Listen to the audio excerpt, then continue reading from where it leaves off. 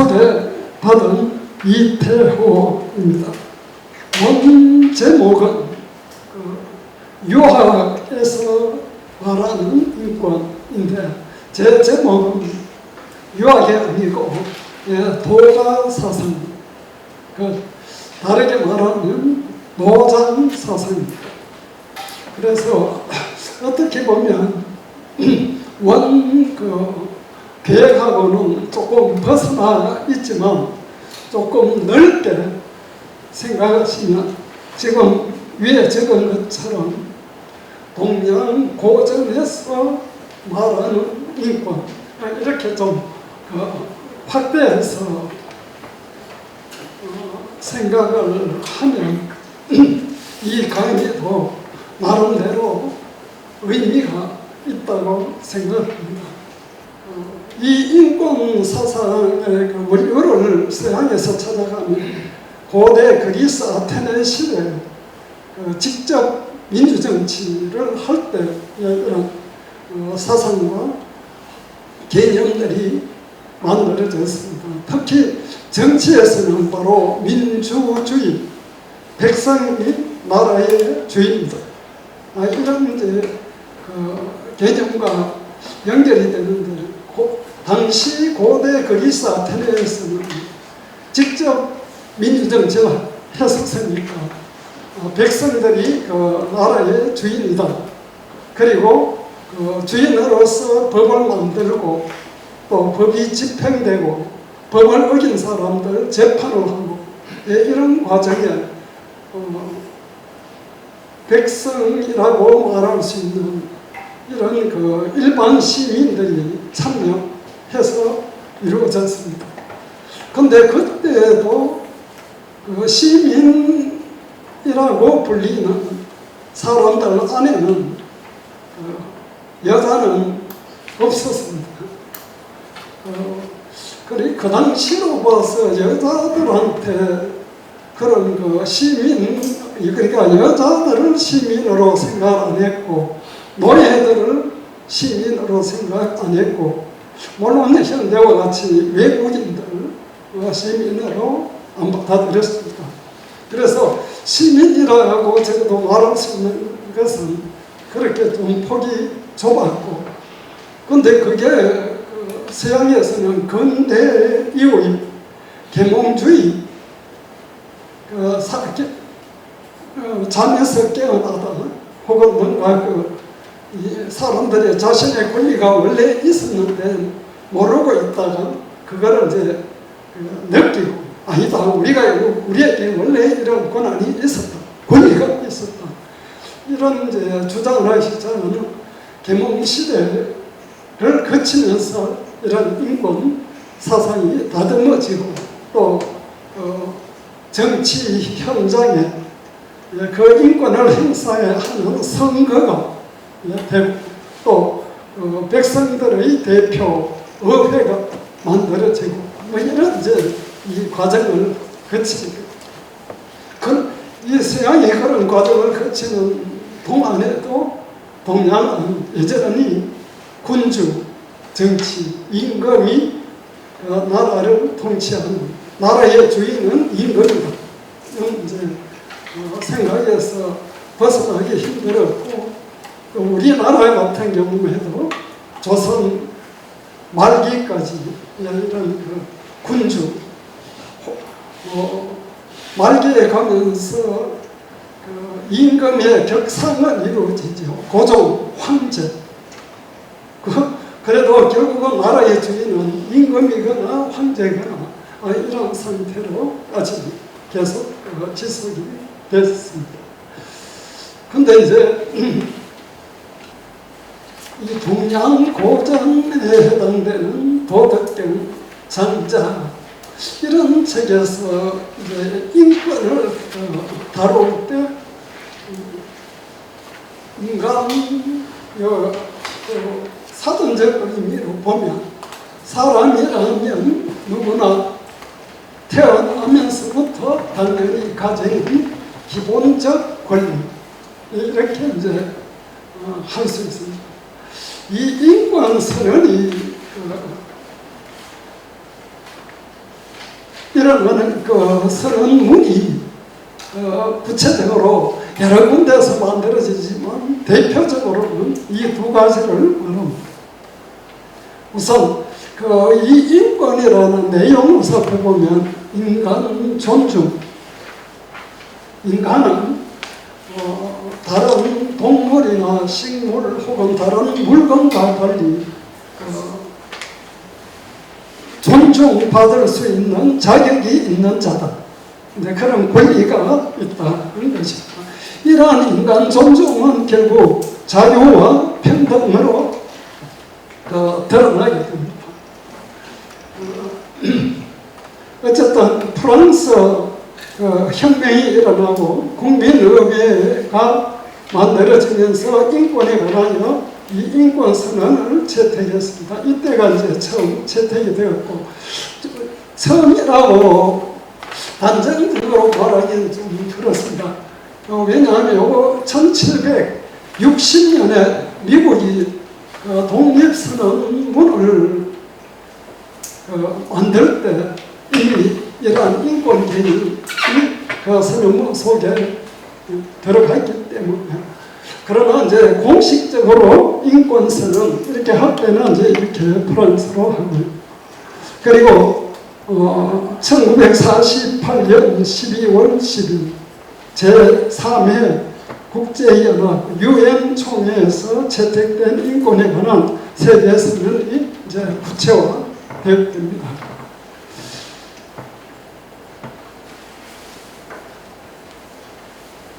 그리고 제가 그 서양의 인권 개념을 좀 정확히 하기 위해서 칸트의 그 계몽 사상을 조금 소개를 하겠는데, 그 전에 이것부터 봅시다.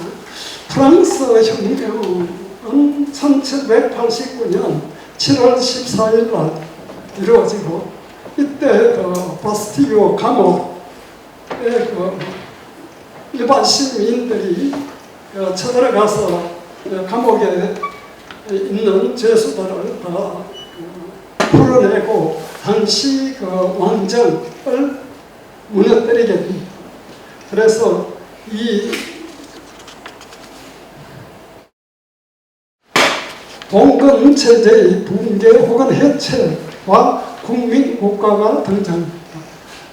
사상적 배경은 루소의 사회 계약론, 물론 루소의 사회 계약론 말고도 그 앞에 볼테르, 또 볼테르보다 조금 더 앞에 몽테스큐에 등의 그 프랑스 학자들이 이미 이런 그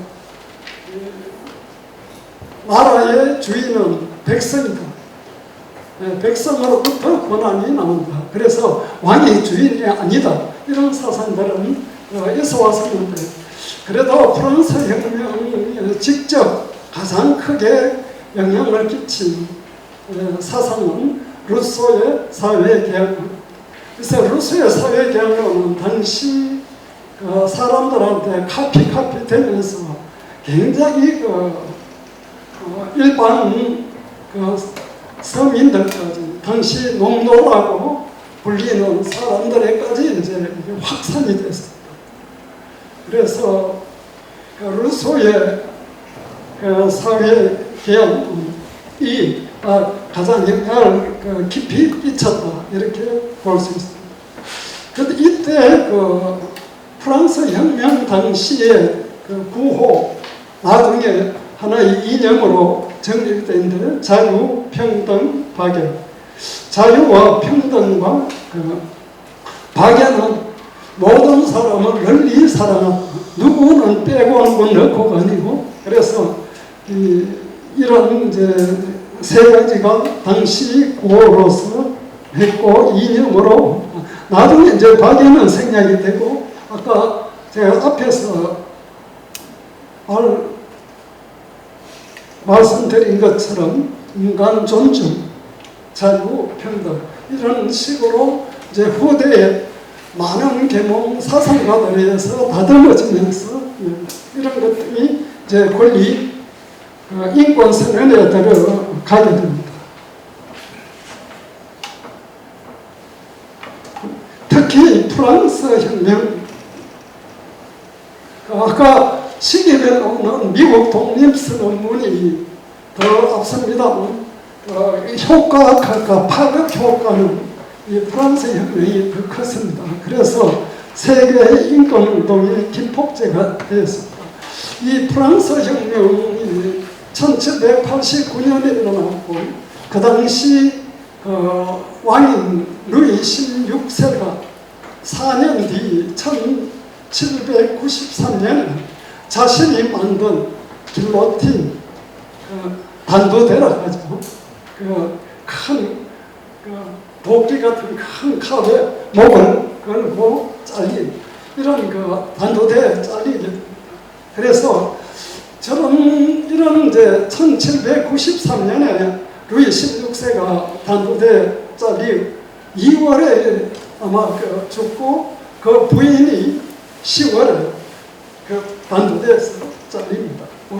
그러니까 이런 소식이 이제 전 세계로 이렇게 퍼져나가면서 왕들이 야 이건 나도 전부 아마 전해 되는 거 아닌가 이제 이런 이제 생각을 갖게 되고 당시에 이제 세계의 흐름에 관심을 가질 수 있었던 조건이 있었던 학자들이나 또 그런 부르주아들 어쨌든 이런 계층에서는 이런 사실들을 이제 그 전에 임금이 나라의 주인이 아니고 일반 백성이 나라의 주인이고 백성이 사회 계약을 통해서 그 부분의 권리를 이제 통치자 임금이나 관리자에게 맡기는 것이다. 이제 이런 생각들이 확대된.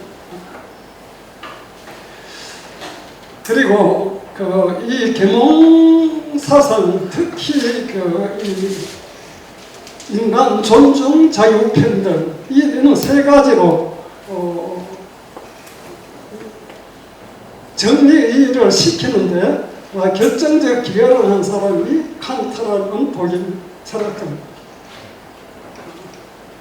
근데 칸트는 인간 존엄을 이야기했었는데 인간이 존엄한 이유를 아주 명쾌하게 설명을 했습니다.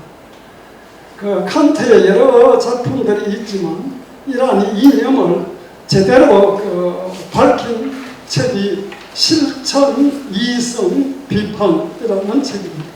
칸트의 유명한 저서가 세 가지를 꼽으라면 비판서 세 가지, 순수 이성 비판, 실천 이성 비판, 판단력 비판.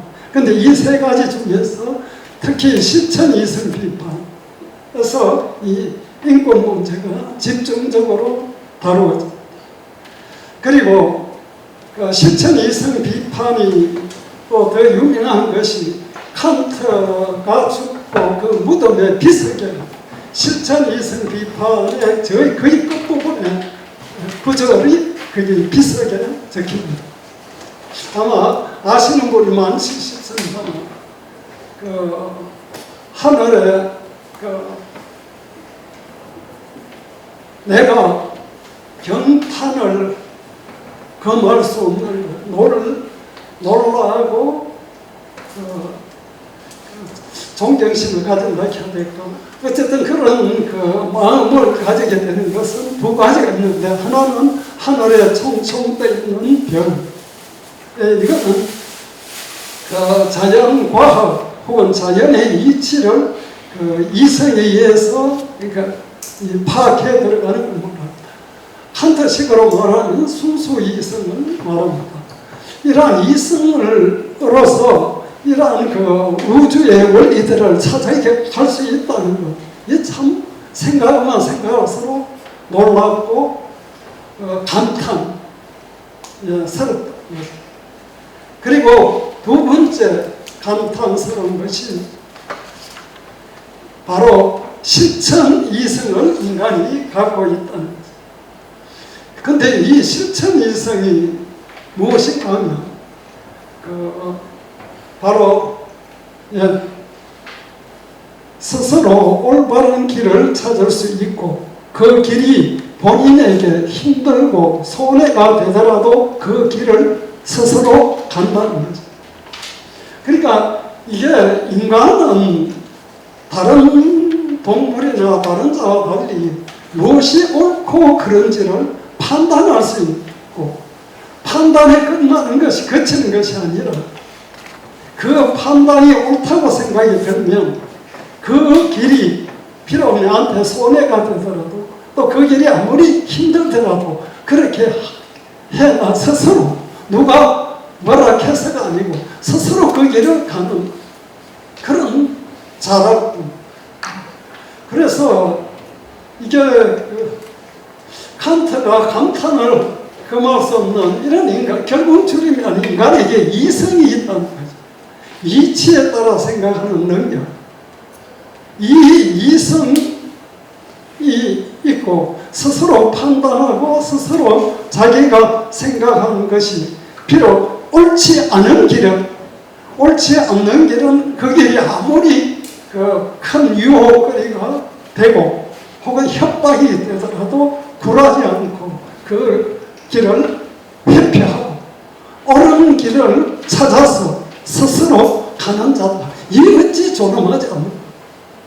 꼭 맹자가 사단을 말하는 것처럼 인간에게 네 가지 인간다움, 인간이 선한 이유 네 가지를 들었을 때 책임지심, 남이 어려움에 처해졌을 때 참 안타깝다, 빨리 해결되면 좋겠다는 책임지심, 그게 인이시고 의질 인정. 그리고 수호지심, 이 수는 부끄러워할 숫자고 오는 미워하는 숫자.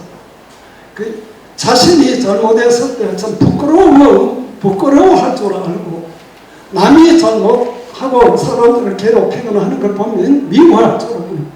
그래서 이게 오를 잊어서 의라고 해요. 그러니까 수호지심. 세 번째 사랑지심. 좋은 게 있으면 내부터가 아니고 너부터. 그러니까 상대에게 먼저 양보하고, 나쁜 게 있으면 힘들고 이렇게 같이 공동 생활할 때 어렵고 또 좀 나쁜 일이 있으면 그건 내가 먼저 하는 이걸 사양지심. 그래서 그 사양지심을 갖고 있고 마지막에 시비지심. 이게 맹자나 칸트가 같은 맥락. 옳고 그런 것을 판단할 수 있는 능력을 갖고 있던 이거를 인이예지, 지로 단순한 지식 정도가 아니고 그 밑에 가로 어자를 붙어서 지혜. 그러니까 칸트식이고 그게 옳다는 걸 알고 그쪽으로 자신을 끌고 갈 수 있는 존재다. 그러니까 인간은 선하지 않는 거다.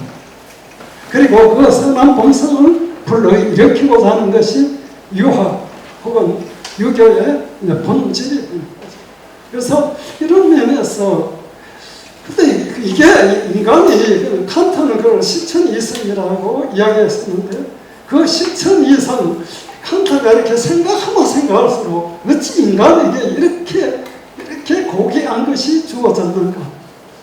그리고 그러한 고귀함이 주어져 있는 인간에게 스스로 옳은 길을 찾아서 가는 자에게 만약에 다른 사람이 이 사람에게 이래라 저래라 라고 말하는 것은 이거는 그 사람의 그 능력을 부정하는 것이고 그리고 그 사람을 존중하지 않는 것이라. 그래서 그 자에게 당연히 자유가 있다. 그래서 이 어떤 국가가 그 사람에게 그런 능력을 갖고 있는 사람에게 스스로 할 수 있는 사람에게 간섭하면 안 된다는 거죠. 그래서 자유라는 것이 주어집니다. 그래서 칸트를 읽으면 이 자유라는 것이 이렇게 확보가 되는구나를 느낄 수 있어요. 그리고 그 자유는 한 사람만 그런 능력을 가진 것이 아니고 사람이라면 누구나 실천, 이성을 다 갖고 있기 때문에 평등하다. 그 사람이 사회적 지위가 어떻고 또 많이 배웠거나 안 배웠거나 이런 거 관계없이 사람이라면 날 때부터 타고 낫다는 것입니다. 실천 이성을 타고났기 때문에 그자에게 자유가 주어져야 되고 또 평등이 모든 인간은 평등하게 되어야 된다. 이렇게 이제 칸트라는 사람이 이제 인간 존중의 이유와 또 인간 존중을 구체적으로 하기 위해서는 자유와 평등이 보장되어야 된다. 이렇게 아주 깊이도 있으면서 깔끔하게 정리가 되니까 이제 더 이상 민주주의, 백성이 나라의 주인이라는 것, 그리고 백성에게 이렇게 명령을 내리거나 그게 그 명령을 내리는 자가 비록 신이라 하더라도 명령을 내려서는 안 된다는 거죠. 인간이 존엄하기 때문에. 그래서 이 칸트가 처음 이런 주장을 할 때 신학 당시에서 오해가 있어서 칸트에게 좀 압박이 들어오게 되었어요. 그러나 이제 칸트의 그 이야기 혹은 앞에서 보던 루소의 사회계약서 이런 등등이 한때 그 종교계에서의 그 오해라든지 혹은 왕들로부터의 그 탄압이라든지 이런 이제 과정은 거치지만 결국은 그건 이제 사상가들에게 그 바람을 불러일으켰고 큰 물결을 형성하게 되면서 오늘날 우리가 말하는 이제 그 민주주의, 정치적으로는 민주주의, 경제적으로는 자본주의. 왜 자본주의가 나타나는가 하면 물론 자본주의에는 이 사상 말고 또 다른 게 들어갑니다. 아담 스미스의 그 국보론에서 말하는 보이지 않는 손.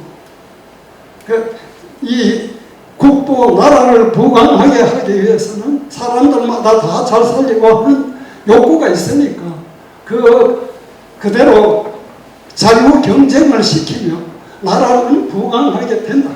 그거를 자꾸 이 국가가 이래라 저래라 하면 잘 되는 것 같아도 오히려 못 된다.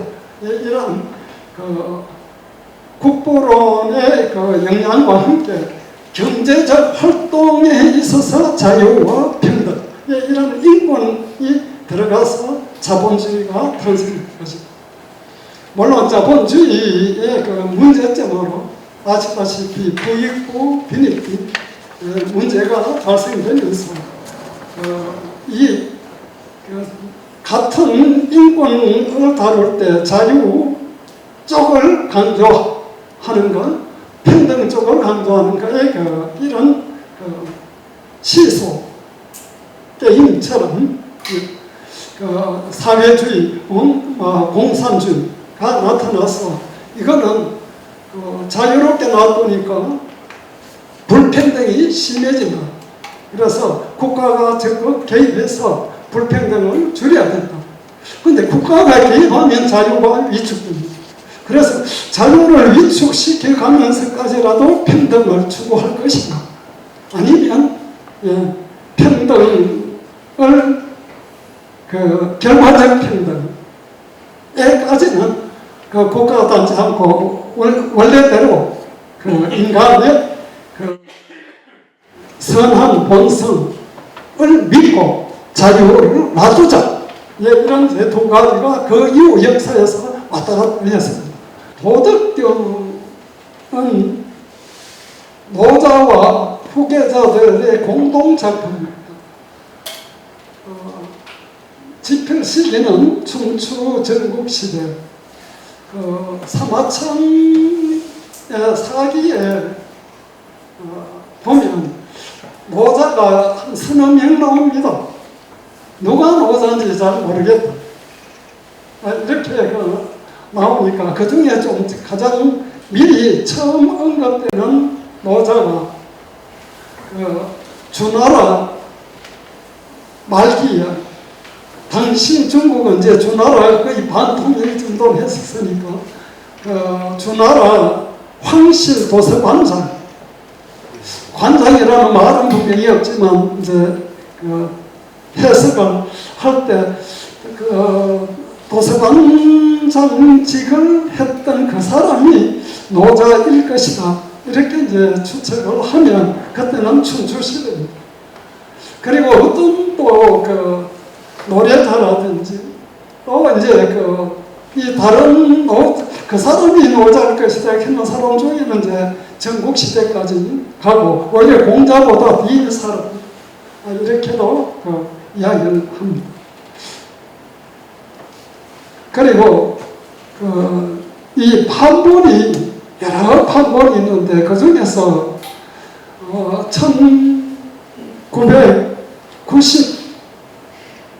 1993년도 초나라 이 초나라 무덤에서 발견이 되었기 때문에 초간본이나 혹은 이 대나무로 대나무 위에다 걸어서 대나무를 엮어서 되었으니까 중간본이라고 합니다. 이게 발견이 된 게 1993년도 발견이 되었습니다. 그래서 이 초간본이 발견되고 난 다음에 노자 도덕경 해설가들 혹은 이걸 전공하는 학자들 사이에서는 초간본은 노자가 직접 지어서 가능성이 있다. 그것도 가능성이 있다면 조금 그렇게 인정을 해주고 있습니다. 그 다음에 백서본인데 백서본이 주간본보다 20년 앞서 발견이 됩니다. 1973년 경에 발견이 됐는데 백자가 비단 백자죠. 그래서 비단에 쓰여 있는 노자 도덕경 본입니다. 그런데 이 초간본의 약점은 이 대나무를 엮으면 실이 다 떨어져 갖고 이 순서가 뒤죽박죽입니다. 거기에 대해서 백서본은 비단에 쓰였으니까 순서는 이제 가지하게 되기 근데 백서본이 그래서 주간본 다음에 백서본이 누군가가 만들었는지 몰라도 만들었고 그 다음에 우리가 지금 도덕경이 보통 우리가 도서관에서 나 책 사신 분들 저도 제 책 노자가 묻는다. 이제 이런 지금 이제 책 내는 사람들이 다 이 통행본을 근거로 해서 통행본의 방식으로 지금 해석도 하고 또 그렇게 합니다. 그래서 이 통행본은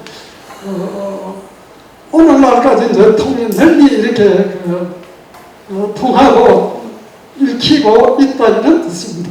통행본 안에도 여러 본들이 있습니다.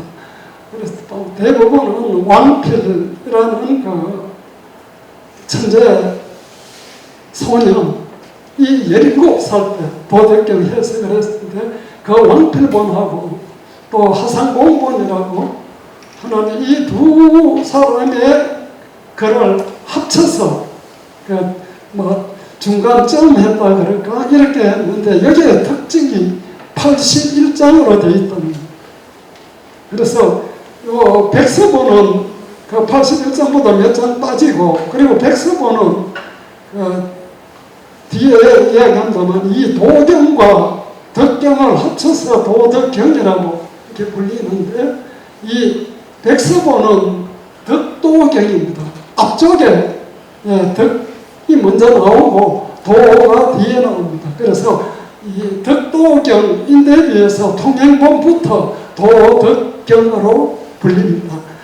노자가 혹은 노자 백서본 했는 사람들이 앞에 도덕경 이렇게 쓰는 건 아니고 이 통행본을 하고 거기에 이제 경이라는 것은 한문권에서 이 경자를 붙이는 것은 성인이 했는 말을 기록했거나 성인에 관련된 뭐를 적었을 때 경이라고 이야기합니다.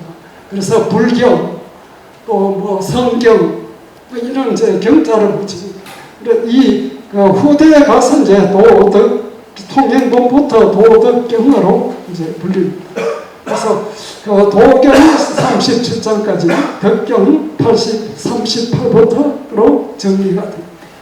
내용은 도와 덕에 대해 노는 짧은 제가 이 짧은 걸 켰는데 자문 형식으로 된 것도 있고 어떤 거는 좀 논문 형식도 있지만 대부분은 짤막짤막하게 이렇게 정리가 되어 있습니다.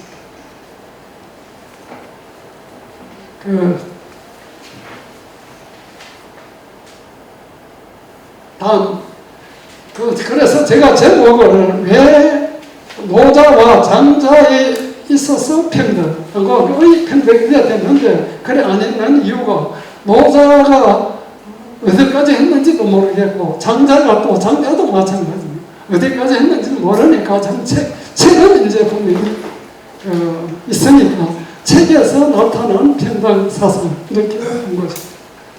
장자는 장자와 그 후계자들, 여도 마찬가지입니다.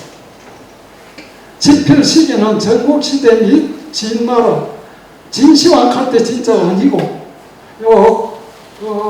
삼국시대를 끝내는 게 조정과 위나라가 결국 통일을 하죠.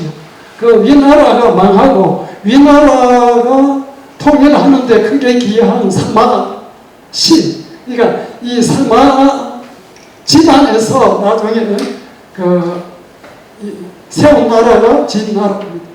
그래서 기원 후 한 200몇 년대 이 시대에 많은 이 장자책이 집필이 됩니다. 그 이후도 한나라, 당나라, 송나라 하면서 많이 이제 나오지만 대강 이때 만들어진 것을 바탕으로 했던 이 중에 대표적인 거 몇 가지를 제가 사마표주, 죽하면 주석을 달았다는 거죠. 사마라는 사람이 주석을 달은 52편, 명시가 달하는 주석 52편. 근데 이 두 편이 없어요, 지금. 그래서 기록은 이제 다른 어느 주석에 보니까 사마표주가 52편짜리가 있었고 명시주도 있었다, 또 뭐도 있었다 이렇게 나오는데 지금 안 되고, 지금 이제 우리가 흔히 장자를 볼 때는 이 곽상이라는 사람이 주석을 따른 이 33편, 이 지금 아까 도덕경에 있어서 통행본처럼 이 장자가 알려집니다. 그래서 곽상주 편을 안을 때도 보면 다시 세 가지, 내편, 외편, 자편 이렇게 갈라져 있습니다. 안내자 써서 내편 7, 다 한 작품에서는 편으로 쓰는데, 우리가 지금 현대식으로 말하면 부장절 이렇게 되어 있죠. 그러니까 내편, 이게 내편 부 7장, 외편이 15장, 자편이 11장, 그렇게 해서 33장으로 되어 있습니다. 각 장마다 또 뒤에 절이 붙어 있죠. 1, 2, 3, 4. 그래서 절은 대중 없고 있는데 장은 33장으로 됩니다. 내용을 보면 대부분 우화 중심의 글로서 도가 사상을 쉽게 잘 표현했습니다. 제가 쉽게 했는데 쉽게는 쉽지 않습니다. 왜냐하면 우화 장자 땅에는 좀 사람들한테 쉽게 다가가려고 이런 이야기 형식으로 했는데 그 이야기가 이해가 잘 안 됩니다. 자, 이제 이 평등이라고 말할 때 노자의 평등은 현동이라는 단어로 압축할 수 있습니다. 아까 81장 중에 이 56장에는 저는 이 현동을 해석할 때 현묘한 같음으로 해석을 했습니다. 이 현동도 여러 가지로 해석이 됩니다. 그런데 저는 일단 그렇게 이 현묘한 같음, 현묘하다, 이 현자가 이제 노자 도덕경에 자주 나오는 단어입니다. 1장부터 나옵니다. 우리가 한문할 때 한문 처음 배울 때 천자문부터 들어가는데, 천자문에도 거기는 금을 현으로 나오죠. 그리고 이 현자는 또 누에 고치가 실을 이렇게 감아가는 모양이기도 하고 여러 가지 의미로 하는데, 저는 좀 쉽게 이렇게 해서 내봤습니다. 지금 여기 우리가 눈을 감으면 눈을 지금 뜬 상태는 색깔, 모양, 시각이라는 감각기관마다 다 이제 받아들이는 귀는 소리라는 감각 대상을 받아들이고 눈은 이 색깔하고 모양을 받아들이는데 이 눈을 감은 상태에서 감아버리면 이게 이제 분별이 안 되고 이 검은 상태로 같은 한 색밖에 안 보죠. 그래서 현동은 눈을 감아서 아직까지 이렇게 눈을 떴는 상태에서 분별되는 상태가 아니고 분별되지 않는 상태. 그래서 제가 이게 한정형식이라는 것이 서양 철학에서는 아주 기본적으로 쓰이는 용어입니다만, 아까 색깔, 모양, 이런 것이 한정형식입니다. 시각에서 주어진 것은. 이런 게 들어가서 분별되기 전에 진실로 있는 그대로의 같은. 그러면 우리가 눈을 떴을 때 제대로 있는 대로 보고 눈을 감으면 오히려 못 보고 이렇게 생각이 되는데 노자는 반대로 생각합니다. 눈을 감은 상태에서 느껴지는 것, 그게 오히려 실제로 있는 실존재에 가까이 가는 거고, 눈을 뜸으로 해서 오히려 분별이 생기고 차이가 생깁니다. 차이점들을 자꾸 찾아내게 되는데, 그렇게 차이점들을 찾아내면 다르다 합니다. 다르면 거기는 평가가 되는 가치평가. 가치평가가 되고, 어떤 거는 좋고 어떤 거는 싫고, 어떤 거는 높고 어떤 거는 낮고, 이런 이제 여러 가치평가들이 들어가는데, 그런 가치평가들이 들어가면 오히려 문제가 생긴다. 이렇게 노자가 보는 거죠. 그러니까 눈을 감은 상태에서 보면 다 하나밖에 안 보이죠. 그래서 노자가 도는 하나를 낳고, 일은 이를 낳고, 이는 삼을 낳고, 삼은 만물을 낳는다. 이렇게 이제 진실로 있는 그대로의 같은 차이점보다 공통점을 찾고 공통점을 중심으로 평등함을 인정하자.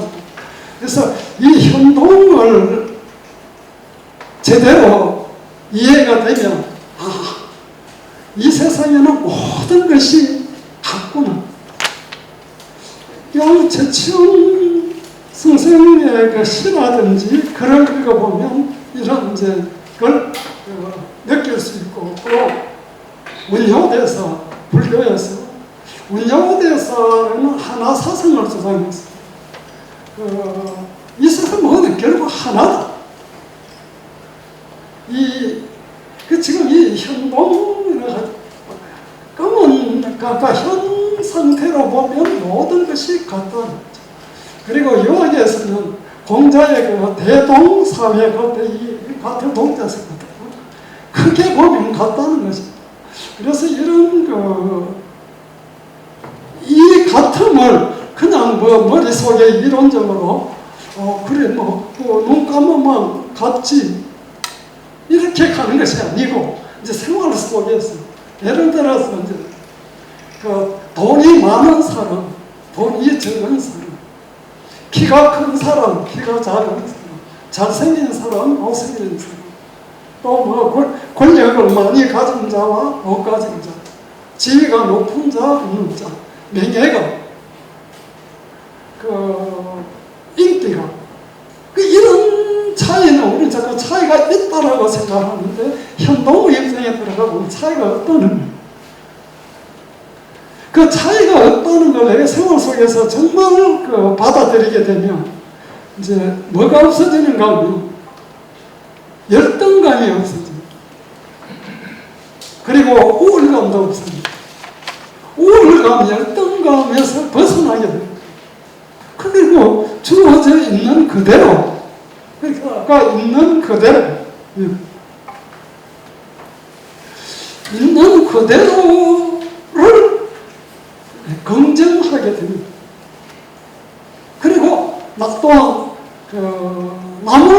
봤을 때, 그런 걸 가진 자들을 봤을 때 부러워하지도 않습니다. 부러움 속에 잘못 약간만 삐딱하게 나가면 질투, 또 이 미움, 이런 게 자꾸. 근데 그런 게 원래 없는데, 그래서 사람은 땅을 본받고, 땅은 하늘을 본받고, 하늘은 도를 본받고, 도는 자연을 본받는다. 도법 자연. 자연에는 그런 게 없다는 겁니다. 근데 인간은 자꾸 이게 분별심을 가져서 그런 자꾸 차별을 해왔고, 자신이 굳이 잘났음을 자꾸 드러내려고 한다. 그래서 노자가 생각하는 이 현동이라는 것, 입장에 들어가 보면 이제 그런 것 때문에 인간이 인위적으로 만들어낸, 누가? 가진 자들. 가진 자들이 왜 이렇게 차별을 하는가? 자기의 잘났음을 드러내려고 하기 때문에. 근데 왜 잘났음을 굳이 드러내려고 하느냐? 실제로 그 사람이 못났기 때문에. 진짜 잘난 사람은 굳이 드러내려고 하지 않습니다. 내가 지금 돈이 많은데 내가 굳이 돈 많다는 걸 드러내려고 드러내려고 했어. 오늘날 현대 심리학, 정신 분석해보면 그 사람은 자격지심이 있는 사람. 키가 작다고 뭔가 억압감, 이렇게 짓물려 놓는 게 있을 때 키 큰 데 대해서 부러워도 하고 질투도 하고 또 이렇게 키 작다 키 크다가 같다고 보면 손바닥과 손등처럼 차이 물론 다르죠. 다르면서도 손이라는 큰 차원에서 보면 같은 거예요. 손바닥도 손이고 손등도 손인데, 근데 거기에 대한 자격지심이 없으면 굳이 그거를 드러내려고 할 필요가 없다. 그래서 노자가 도덕병에서 그런 이야기를, 정신병자들입니다. 지금 현대로 근데 그 병에 걸려있는 사람을 보고 병자인 줄을 모르고, 그거를 또 따라서 부러워하고 시기 질투하고, 내가 공부를 얼마 했으니까 나는 잘났고, 난 니는 공부를 못했으니까 못하고, 이런 게 얼마나 쓸데없는 거야. 이게 행동입니다. 그래서 노자 도덕경 전반을 관통하는 용어를 저는 하나만 뽑으라 하면 이 현동을 뽑고 있어요. 그래서 이 현동의 입장에 들어가면 주어진 대로 만족하고, 소유욕, 지족, 작은 욕심에 만족을 하고, 그리고 지족자 부, 만족을 하는 자가 부자다. 그래서 이렇게 나로서 충분히 부자인데 충분히 소명할 수 있고, 나는 그거로서 자유롭게 살 수 있고, 또 남들로부터 불평등을 받을 수 있는데, 근데 세상에 또 이제 그렇게 생각하는 사람 적으면 남이 나를 불평등, 그러니까 하등 취급할 수 있습니다. 또 내가 지금 재벌인데 누가 내보고 참 돈도 없고 구질구질하게, 내가 재벌인데 내보고 돈 없다고 한들 그렇다고 해서 내가 돈이 없는 게 아닙니다. 돈이 있니 없니가 어릴 때 딱지 하나 더 따니 못 따니 갖고 막 울고 그거 사오고 할 수도 있죠. 딱지 있어도 되고 없어도 된다고 생각하면, 나 딱지가 없다 있다 그걸 내한테 뭐라 하면, 그래 난 딱지가 없어. 그거 하면 되는 거잖아요. 근데 그런 것들을 노자는 인간 세상에 들어가면 이 가진 자들이 자기의 잘났음 자꾸 드러내고 이런 이제 분위기가 좀 형성되고, 그 밑에 있는 사람들은 그 사람이 잘났다 하는 걸 이론적으로 뒷받침합니다, 학자들. 그러면 그걸로 그거 해가지고 체계를 세우고 거기에 붙어서 한 자리 더 차지하고, 또 뭘 또 거기서 콩고물 좀 떨어지는 거 받아 챙기고. 그래서 노자 공부를 하면 왜 편안하고 즐겁은가. 정말 이렇게 보면 서양에서 제가 참 소개를 왜 인권사상, 계몽사상을 좀 상세히 이야기했는가. 서양에서는 국가, 제도 이런 이 사회 시스템의 변화를 불러일으켰어요. 정말 큰 곡을 세웠어요. 그거를 부정할 수는 없는데, 그런데 지금 이 동양 고전에서 말하는 이러한 인권사상, 자유와 평등, 이런 쪽에 깊이 들어가면 여기에는 뭐가 따라야 되는 거 아니야? 수양이 따라야 돼. 또 어떤 면에서 수도까지 해야 되지. 생각의 전환이 이루어져야 돼. 그래서 사고의 깊이와 자신을 갈고 닦는 이런 자신과의 싸움에서 이겨야 이런 생각을 할 수 있어요. 그래서 이건 진정한 평화에 다가갈 수 있다. 이렇게 해야 정말 남이 말을, 내가 남을 볼 때 하등하게 보거나 우등으로 보거나 이런 게 없어지고, 남이 나한테 뭐 이렇게 저렇게 해도 그래, 당신 눈에는 그래 보이면 그래 봐라, 어쩔 수 없지. 그걸 내가 어떻게 할 수 있는 영역이 아니니까. 그러면서 거기에 영향 내가 안 받아버리면. 자, 장자. 노장사상 해석하는 사람들 사이에는 여러 논의들이 있는데, 저는 이 장자야말로 노자를 제대로 이해한 사람으로 생각합니다. 그 두 사람의 차이는, 노자는 눌뱀갑니다. 말을 더듬더듬 말을 잘 못했다고 알려져 있어요. 그리고 거기에 비해서 장자는 달뱀갑니다. 당시에 장자하고 붙어갖고 이 토론에서 이길 사람이 잘 없을 정도로 아주 달뱀갑이었어요. 근데 장자 아까 33장 중에 1장 이 소요유편입니다. 소요유. 2장이 제물론. 이 소요유라는 것은 소자가 소풍, 소자. 인생을 소풍 가듯이 어슬렁어슬렁 유자, 몰유자죠. 인생을 이렇게 이렇게 인생을 왜 뭘로 왔다는 거예요. 우리나라 시인 중에 누가 계십니까? 인생 소풍. 천상병 시인이 말한 것처럼, 바로 이 천상병 시인이 노자를, 장자를 제대로 읽어주시면 소요유. 이 사람이 놀러와갖고 쓸데없는데 신경을 써갖고 잘나니 못나니 그 일이 안 되니 안 되니 계속 그렇게 하다 늙고 병가로 죽을 때 가서 내가 인생을 왜 이렇게 살았지? 인생의 목적이 뭐냐? 장자가 말하는 소요유. 노자가 그런 81장 도덕경에서 뭘 말하고 싶었는가? 장자가 받아들일 때 이렇게 편안하고 즐겁게 살아라 하는 말이다. 편안하고 즐겁게 사는데 방해되는 게 뭐냐? 물론 절대 빈곤은 벗어나야 되죠.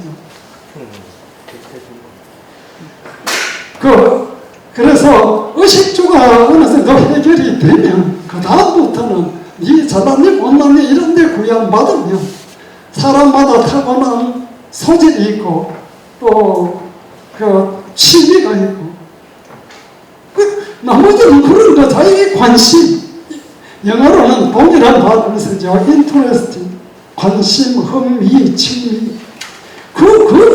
그게 이제 재밌게 사는 거죠.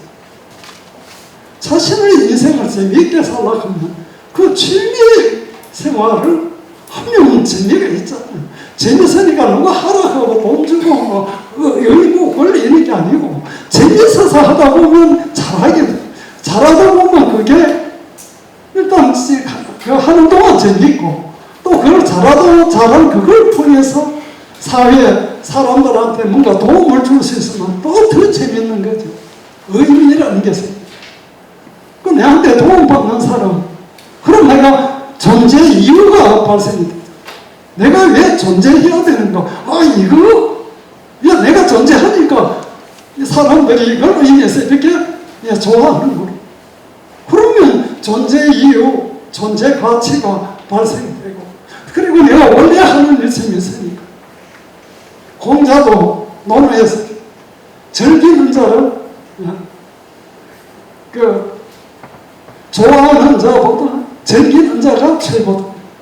아는 자보다는 좋아하는 자, 좋아하는 것보다는 즐기는 자. 이 동양고전은 우리가 잘못 생각하면 굉장히 공자와 맹자와 하면서 그걸로 하고 진짜 그 사람, 그분들은 우리들한테 재미있게 살아라, 편안하게 살아라, 설득도 신경 쓰지만 이렇게 자꾸 이야기를 하고 있어요. 다음 2장이 재물로, 이게 참 제자가 가지런히 할 제자, 물자는 만물, 만물을 가지런하다. 아까 노자가 말한 현동은 이 장자는 재물로 풀이를 합니다. 만물은 가지런하게 평등한데 그렇잖아. 불평등하다고 잘나게 못난다고 누가 그렇게 위에 소유로 한다면 재물로, 그러니까 재물론을 이루는 주장이잖아. 만물을 가지런하다 하는 주장을 받아들이면 소유로 할 수 있어요. 즉 현동에 이렇게 되고 현동할 수 있고 현동할 수 있어야 소유할 수 있거든요. 만물은 모두 가지런하고 평등하다는 이야기를 소유와 재물로 했어요. 그런데 이런 소유와 재물을 하기 위해서 요청되는 게 큰 사고의 틀이 그거거든요. 내가 재벌이나 권력가 앞에 갔을 때 기가 꺾이지 않아야 되는 겁니다. 왜? 아까 현동, 재물, 당신이나 내가, 나는 너고 당신 영역에서 어떤 일을 하는 거. 그래서 내면의 수양이 필요한다. 이런 큰 사고의 틀을 가지려면 내면의 수양, 사고의 전환이 필요합니다. 비유, 장자와 해자의 붕세와 솔개와 세근지. 이 장자 책의 첫 구절이 잘 아시다시피 바다에 곤이라는 고기가 있는데 크기가 얼마 많은가 하면 길이가 3천리가 이런 이야기 나오죠. 근데 이 곤이 하늘로 이렇게 치고 올라가면 새로 바뀌는데 그 새 이름을 붕새라. 그래서 붕새가 날개 넘치면 어떻고 하면서 이제 이렇게 이야기하시죠. 정말 장자를 제가 존경하는 이유가, 장자가 노자를 제대로 읽었다 생각하는 이유가 도덕경 25장에 도가 무엇인고로 해놔놓고 1장부터 가죠. 도가도 비상도, 도라고 말하면 항상 있는 도가 아니요 로 시작이 되는데, 그런데 이제 25장에 가서 사람들이 굳이 그 도에 대해서 알고 싶어 하니까 내가 도가 뭐라고 그건 말할 수 있는 건 아닌데 그래도 힌트라도 굳이 알고 싶다면 하면서 이제 그 이야기, 도는 대다, 큰 대자, 크다는 것입니다. 크게 생각하면 다 같아지잖아. 그래서 같아질 뿐만 아니고 크게 생각하면 구속될 게 없어요. 내가 어디에 구속되지는 않아요. 그리고 대는 무엇인가 하고 거기다가 이제 서원반, 선은 같이 썼잖아. 이게 사람 죽었을 때 서거하셨다 썼죠. 같이 썼죠.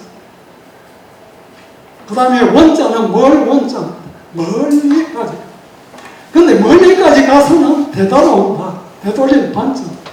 이거는 결국 어떤 게 존재하게 되면 물에서 유가 나와서 위에서 물로 돌아간다는 거예요.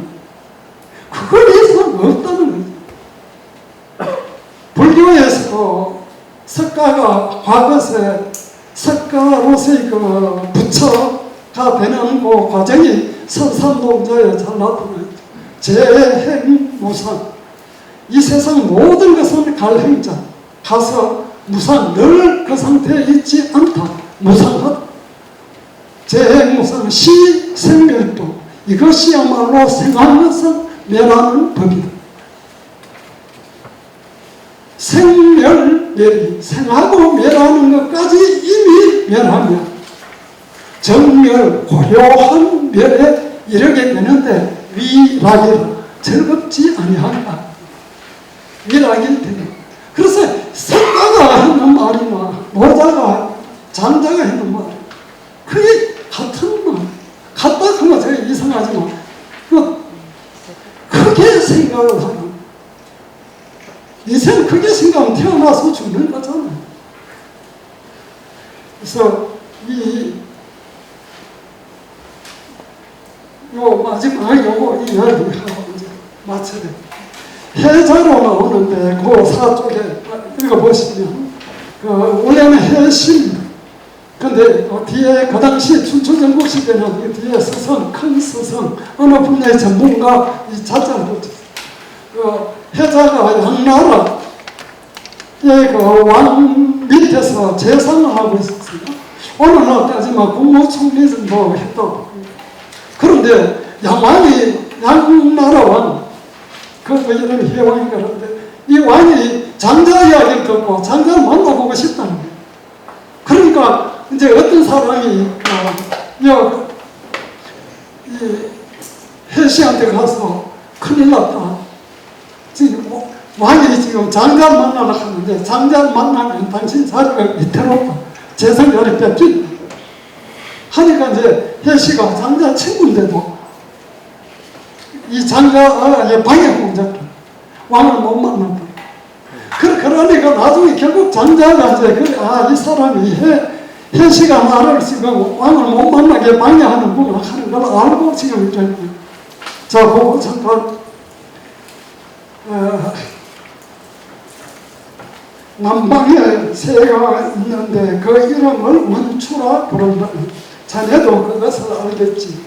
원추라는 새는 남해에서 출발하며 북해까지 날아가는데 오동나무가 아니면 앉지 않고 대나무 열매가 아니면 먹지 않고 단샘물이 아니면 마시지 않는. 그런데 솔개가 석은지를 갖고 있다가 원추가 날아가자 그를 우러러보면서 끽 소리를 내며 자기 것을 빼앗을까봐 놀랐다 하니 지금 자네는 양나라 때문에 나를 보고 끽 소리를 내는 것인가. 이 봉쇄는 아까 여기서는 원추, 이 세가면 그 첫 장에 나오는 봉쇄거든요. 근데 이 봉쇄는 장자고 솔개는 해자고 석은지는 재산 자리. 그 조그마한 재산 자리 하나 내가 그걸 자네가 전부 나를 어떻게 보느냐. 그러니까 이 생각이 크거든요. 이 죽기 전에 내 인생을 되돌아봤을 때 후회를 적게 하려고 하면 어떻게 놀아야 됩니까? 그래야 갈 때 참 재밌게 놀았다. 빨리빨리. 다음에 혹시 또 만나면 만나고 안 만나면 없어요. 이렇게 이제 하다가 가. 그래서 이러한 것은 공자에서도 발견할 수 있고 석가한테서도 발견되고 이 도가 사상에서도 발견되는데 이러한 평등과 또 이렇게 평등할 수 있다는 바탕에 이미 자유, 또 뭐에 얽매이지 않는 사람들이니까 자유롭고 바로 그러한 인간으로서 존중합니다. 그래서 석가는 태어나는 탄생설화로 청상천하 유아 독존 하늘 위 하늘 아래 오직 나 홀로 존귀. 이 존엄 사상이 동양 고전에는 정말 존중이 이 정도로까지 존중되어 있고 그리고 자유와 평등이 보장이 되어 있습니다. 사상 속에. 근데 이게 현실적으로 이렇게 제도권 안으로 들어온 거는 서양보다 늦었지만, 그러나 시간이 흐르면 정말 거의 완전에 가까울 정도로 이런 그 삶이 만약에 이렇게 다시 동양에서 서양으로 퍼져가면 지구에, 이 천국에 오랫동안 파괴되지 않고 좋은 평화로운 세상을 만들 수 있지 않을까, 이렇게 생각합니다.